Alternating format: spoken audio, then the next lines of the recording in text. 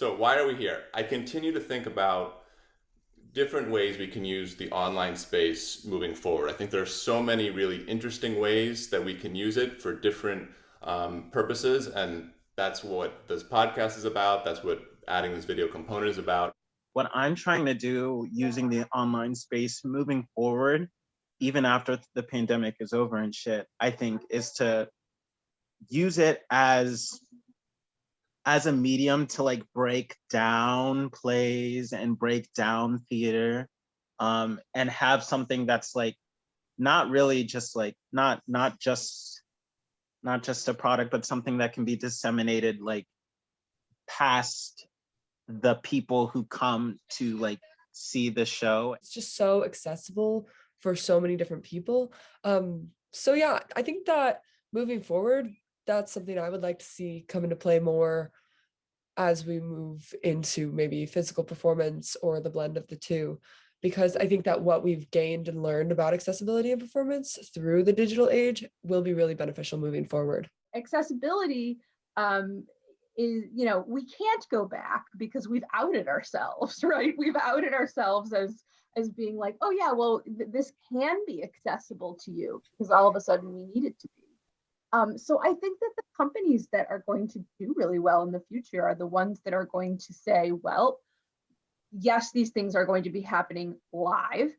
We're going to have shows, but they're also going to be streaming, and you're also going to be able to access them later.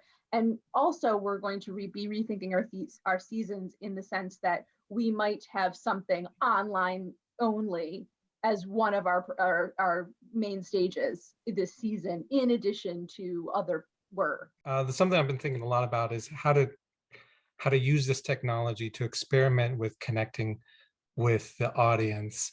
Instead of just having a live stream, I wonder where people will just watch in the safety of their home. I wonder if there's a way to go the other way, like as a performer, the performers can see who is streaming, just like in this Zoom meeting. How to remotely switch people's cameras outside of Zoom is something I don't really know. Things like OBS, we've got a handle on, but we're not awesome at it. Like there are tools of the trade, that it's not even just a case of learning how to use those tools, but even knowing what those tools are is something that really interests me. I was thinking like how editing can be a very important part of the narrative. So I was thinking like this line between recorded performances and the movies are like it's like very blurry right now, and I was like, there's still a lot of unexplored territory in terms of recording a performance and how we can really explore the possibilities of like if you can just record a stage, or we can also like carry the camera around and do like immersive piece and something like that. How might we create work that would not be able to exist without this space? And how might we integrate that into work we're familiar with? And how might we create something entirely new from that? There are so many different possibilities within this space, but one thing is the basic building blocks, I think, are really important. I don't know that we've spent enough time thinking about those. I think when the pandemic started and we had to just sort of perform online, it was just like, all right, let's just do stuff. And we totally get why, but part of me was like, no, we got to break this down into like, what are we actually composing here? Where's the sweet spot for, framing yourself in your own home, which is very much like, seems to be of the world of connection, yet you want to perform or show your stuff or read your line or whatever it is. I'm not even necessarily talking about a finished piece, whatever that might be, or, I'd like to hear, like, what's it like to connect with 5 or 6 or however number of people when you're doing these online things? What's the sort of standard or typical sort of visual representation? I did a scene from the Italian-American Reconciliation by John Patrick Shanley, and there's a moment where I'm talking to someone on a balcony, and I made the computer so that it was like really high up and kind of looking down, and that even though very simple, kind of worked in some way? I used a projector on the wall, and then I had actors stand in front of it, and then I filmed them, and then I projected that on a wall and had the other actors stand in front of that. So I had like 3 layers of depth. And that's something I had never really thought about. If you get an idea for this room, you can kind of, it's an office, you can kind of tell because you have the chair and things. So it's like, what if the character you're creating or in the show has an office space? Like, how do you use the environment around you instead of trying to get rid of it and make it a new environment? I can't even count all of the productions I've seen on some Zoom screen blank background with little to no effort being put into like creating a world of the play. Like I feel like a lot of folks have given up on the exciting possibilities of like Zoom space theater or online and recorded performance. It's just, to me, it seems kind of funny that we don't see it a lot. I'm just filming on my phone, so I'm just walking around my house here. But to, you know, create depth cues with diagonal lines and seeing ceilings, you know, kind of go Orson Welles with it and show things. You know, this is probably going to look foolish, but you know, getting into abstract things.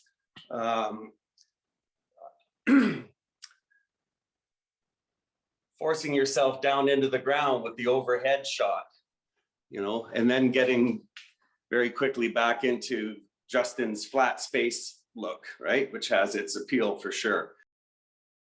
I was thinking about how this whole thing, framing philosophy kind of reminds me of how like a YouTube creator would sort of set up their space. Even the subtitles are a very important part of the narrative. Like where you put the subtitles, sometimes like it has very dramatic effect if the font is, if the words are really big, or it depends on where the words land and how they disappear and things like that. I was like, there's still so many possibilities. I think about it a lot in terms of self-tapes and in terms of my approach, and just for auditions, and keeping in mind, you know, who's in the room. Is there an action that would look awkward on screen, like a kiss, or like the other day I had to like knock out a camera, so how to do that, just kind of utilizing the space. Self-tapes, which is like supposed to be the epitome of like making something real for people to watch in order for you to get paid for a job and book something, is always like bright lights on a blue background and you trying to play with something. Like interacting with your camera as if it was a character and kind of incorporating that, since there is kind of like that distinction between not having like an actual person there.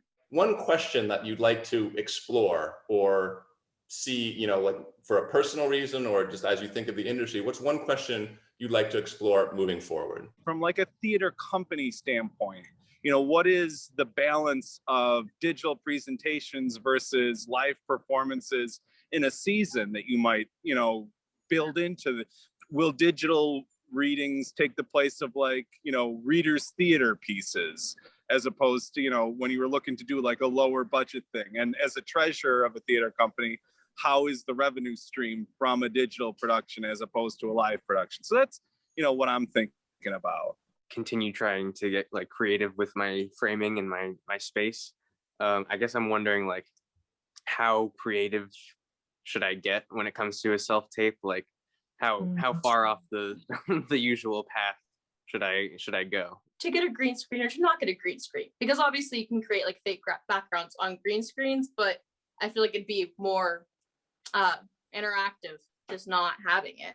How we blend film and theater, because at some point you got to think about how it plays to the camera versus what you would do on a stage. I think a lot of us came into this and we're used to stage. You have to play a little bit bigger and you have to be a bit more exaggerated, and maybe the props are a little bit, in some cases, more campy or something like that, because it has to be a little bit more extravagant. And how do we blend that so it's kind of a, you know, in film you can kind of be a little bit less expressive because you're closer and you get more. My question that I'm wanting to explore is, what are the details that are important when it comes to something like a movie or something like a film or something like a TV show, or something like a theatrical production what are the details that aren't as important in an online space because the willing suspension of disbelief or whatever is like slightly different. Are we now creating literally a new genre that is like these plays, you specifically write a play to be done online, and like, is there overlap? Those were all great questions.